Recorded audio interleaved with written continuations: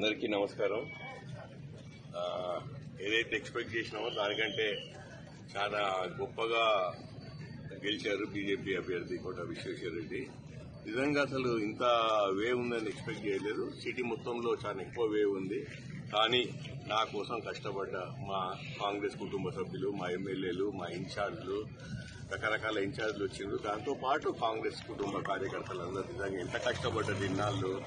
ప్రతిది ఏది కూడా వదలకుండా అన్ని విధాలు అన్ని సాయశక్తులా కష్టపడ్డారు. దాని తర్వాత వచ్చిన ఫలితం ఇది.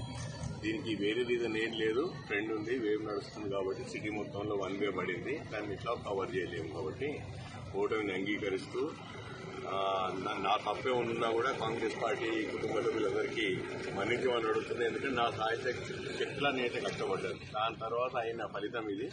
సో అందరం అంగీకరిద్దాం ఓటమిని. తర్వాత విశ్వేశ్వర రెడ్డి గారికి కంగ్రాచులేట్ కూడా చేస్తూ పార్టీ మారడం ఏమైనా ఉంటుంది కాదని నేనేమంటున్నానంటే ఎన్నో రీజన్స్ ఉన్నాయి. ఒక్కొక్క రీజన్ ఎందుకు చెప్పకూడదంటే ఆ రీజన్ చెప్తే తప్పైపోతుంది. నేను అందరిలాగా రీజన్ నేనే ఒప్పుకుంటున్నా. ఓటమిని నేను అంగీకరించిన తర్వాత ఇంకా దేనికన్నా ఒప్పుకోవచ్చు. ఓకే.